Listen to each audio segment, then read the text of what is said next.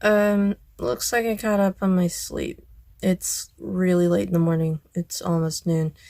And I guess I probably needed that, but I also need to make certain that I am making a concentrated effort to sleep earlier in the night. That's gonna be a goal. Like, that's gonna go on my little whiteboard on the back of my bedroom door of, make sure you're in bed by X time. And I was tired though. I've been really pushing myself, so it makes sense. Okay, um, it's time to start my usual morning stuff of stretching, make sure that my shoulders are functional, get myself together, getting some calories in, getting ready for the day. I'm pretty sure it's Monday, but everything's kind of running together, so I don't know.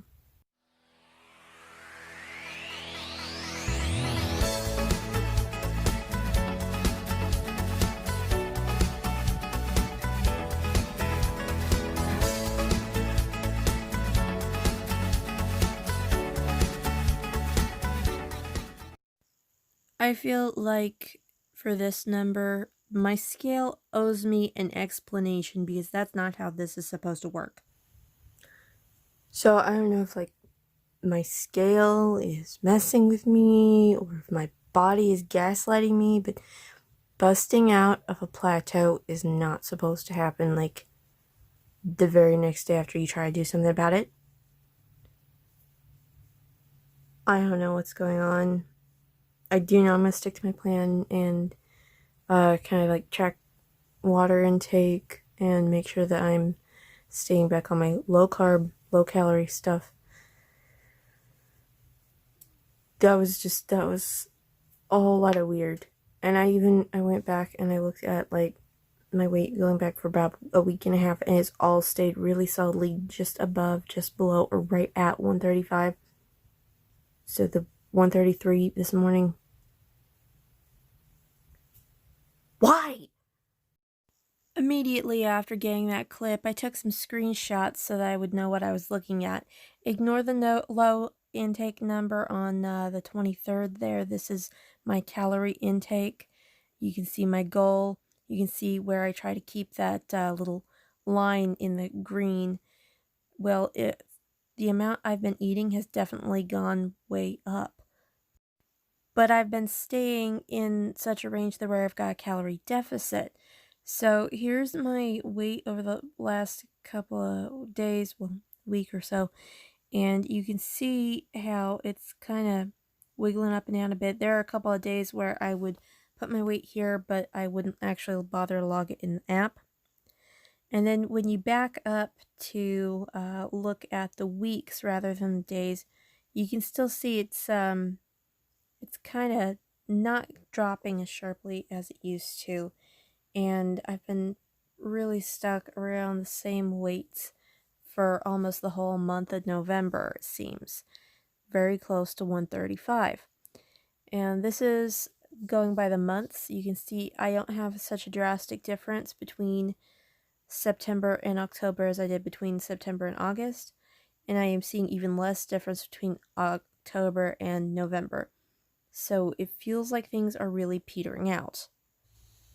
Outfit time. I really phoned it in getting my hair out of my face. I hate this shirt, but it's available. And black jeans, red belt, but nobody ever sees it. But I did manage to catch this thing several times on my nails, on both hands, while trying to put it on. So it's definitely time to do something about my nails. Okay, I just got done taking all my nail polish off my hands. Haven't done my feet. I think I'm gonna leave those alone for a while because toenails grow a lot slower. But this is my collection of nail polish remover options. This is pure acetone. I got this specifically to use on those stamping plates, and I really should only be using it for that. This is the easiest way to get nail polish off my hands, but it shreds my nails. It kind of flakes off ends. It's It may be because I've been using it for a long time, it's got a lot of dissolved nail polish in it. But it's got a little circular rubbery brush inside, and you just stick your finger in, kind of work in and out and twist the jar around like so while you're doing that, and it just takes nail polish off. But it really has been taking off layers of nail with it, so that's not good. These dry out super fast. I've added some of the pure acetone to it because this does have acetone in it, so I figured it wouldn't hurt. I thought that this was a smaller version of that and meant to replace it. Turns out that it is a bunch of these little things with jojoba oil. Anyway, it doesn't do the most effective job. And I initially got this for use on my toenails because it's like really, really, really difficult to get all the nail polish off because of the way the cuticle sticks up and leaves a hard to get to place. So I tried this out today, and rather than looking all dry and flaky, I've only got a little bit of dry and flaky right around the edges, which is probably due to the last several times that I've stuck them in this thing. I think I need to replace this, and if that stops the flaking, then I'll continue to use it. Pretty sure I got this as a CVS. Yeah, CVS. I think this one came from Walmart. I don't know. And that one came from Amazon. Fun stuff. Before I get any further into my beat the crap out of my nails manicure, I'm gonna go grab some lunch.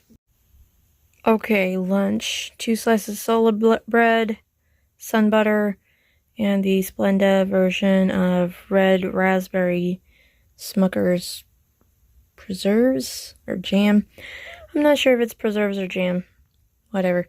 And big glass of water. These didn't work quite the way I wanted them to, but I put them on Instagram anyway. Dinner time. My mom gets gigantic steaks, and so she only gets a couple, and then we cut them up because I can't eat a whole one of what she gets. I got a tiny little bit of her sauteed onions because I'm not trying to stuff myself, but I do kind of want to have a little bit. That's a whole artichoke right there. It's 15 grams of carbs in an artichoke, roughly, give or take. And 10 of that, I think, is dietary fiber, so it's like 4 net carbs. I think I said 14, yeah. This is actually a mix of melted butter and garlic spread for bread, and of course more water. And it's 8:26, so I'm gonna sit down and watch some TV, eat this, and try to get relaxed for the evening. It's 9:04. Dinner was really good. And I just finished Better Call Saul. But I also finished season 4 of Rick and Morty. And I think I'm pretty close to finishing Schitt's Creek, so I'm quickly running out of television to binge on. I know I said I want to rewatch Breaking Bad before watching El Camino, but kind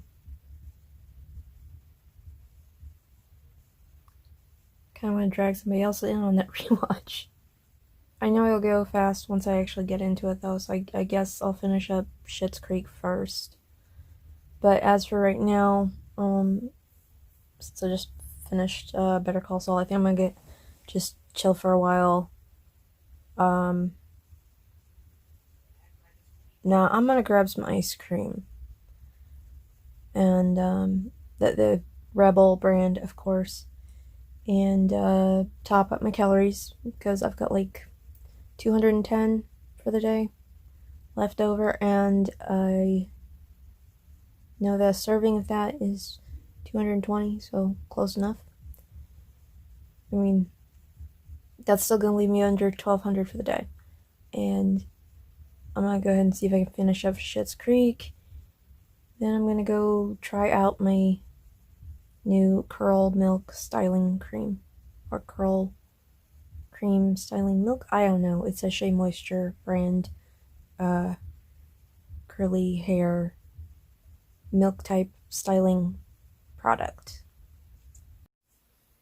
Okay, this is my second attempt because I just rambled for about 6 minutes straight.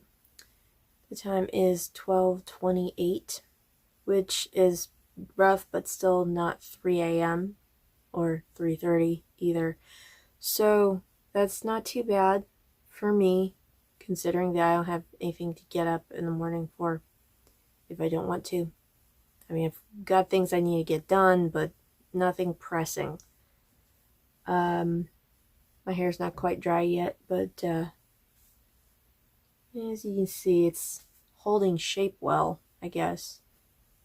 So today's weight was a really big surprise, considering that yesterday and the day before and the day before the day before that, it's all been pretty much the same number. And now I go and like throw myself off intentionally with a couple of bananas and real milk.